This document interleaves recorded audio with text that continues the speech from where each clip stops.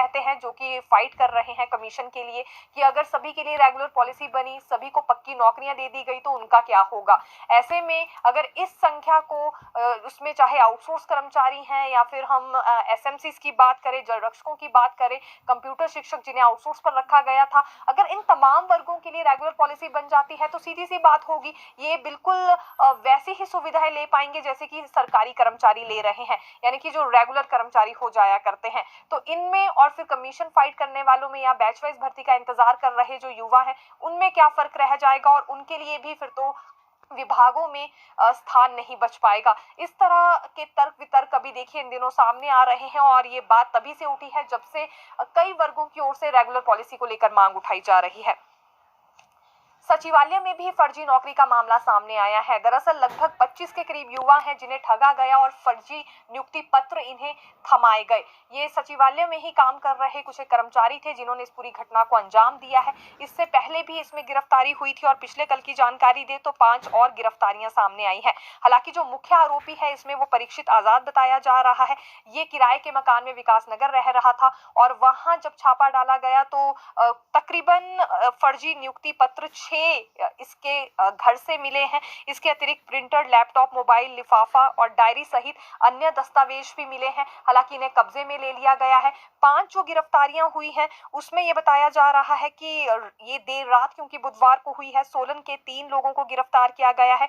जोगिंदर नगर और शिमला के जुनगा से भी एक आरोपी को इसमें गिरफ्तार किया गया है। ये युवाओं को ठग रहे थे, उन्हें फर्जी नियुक्ति पत्र दे रहे थे और इसकी एवज में लाखों रुपए उनसे कमा रहे थे। हालांकि जांच अभी इस पर जारी है क्योंकि संभावना ये बनी हुई है कि केवल 5 नहीं बल्कि हो सकता है एक बड़ा गिरोह इसमें शामिल हो। लेकिन गिरफ्तारी हो चुकी है और अब इन पर और ज्यादा जांच बिठाई जाएगी। से 3 बैठकें होंगी और फिर अपनी फाइनल रिपोर्ट ये कैबिनेट की बैठक में रखने वाले हैं।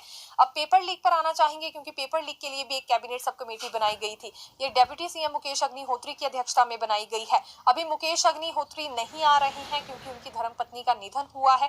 लेकिन आज एक और बात सामने आई कि जब ये 3 कैबिनेट सब कमेटीज बनाई गई थी, जिसमें एक राजेश धर्मानी वाली कैबिनेट सब कमेटी है, दूसरी मुकेश अग्निहोत्री वाली कैबिनेट सब कमेटी है और तीसरी कैबिनेट सब कमेटी वो है जिसमें की राजस्व मंत्री जगत सिंह नेगी को अध्यक्ष बनाया गया है। तो जो बाकी की कैबिनेट सब कमेटीज हैं उन्हें तो 3 महीने का समय दिया गया है, लेकिन डेप्यूटी सीएम मुकेश अग्निहोत्री वाली कमेटी को कोई भी समय नहीं दिया गया है, कोई टाइमलाइन इसमें निर्धारित नहीं हुई है। हालांकि सदन में इतना जरूर कह दिया गया है मुख्यमंत्री की ओर से भी और अन्य मंत्रियों की ओर से भी कि 3 महीने में ये भी अपनी फाइनल रिपोर्ट देगी, लेकिन जो अधिसूचना आज हमने चेक की है उसमें कोई भी टाइमलाइन नहीं दी गई है। तो यानी कि बाद में देखिए ये बात निकलकर फिर सामने आ सकती है कि कोई भी समय नहीं दिया गया था कैबिनेट सब कमेटी को, इसलिए वो अपना पूरा टाइम लेगी जितना उसे चाहिए होगा। अब देखिए बाकी की कमेटीज को जब टाइमलाइन दी गई तो आखिरकार ये डेप्यूटी सीएम मुकेश अग्निहोत्री वाली कमेटी को टाइमलाइन क्यों नहीं दी गई है। और सदन में फिर 3 महीने का जिक्र यहाँ पर इस कमेटी को लेकर भी किया गया है, लेकिन अधिसूचना में नहीं है तो ये टाइमलाइन फिर काउंट भी नहीं की जा सकती क्योंकि लिखित तौर पर ही फिलहाल अभी हमें ये नजर नहीं आई है।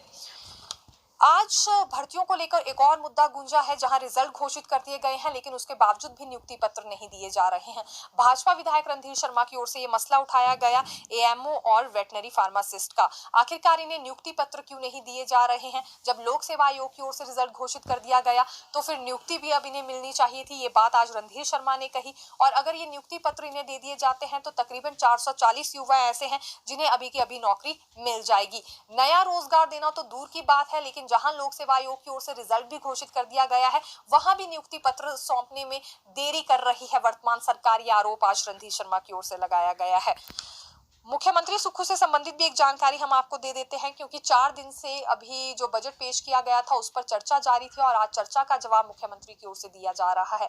अब इसमें संभावना ये है कि बजट की चर्चा का जवाब जब दिया जाता है तो कुछ ऐसे वर्ग जो छूट गए हैं और अब अभी भी उम्मीद लगाकर बैठे हैं कि शायद उन्हें शामिल कर लिया जाएगा, उनके लिए कोई राहत भरी खबर निकलकर सामने आ सकती है।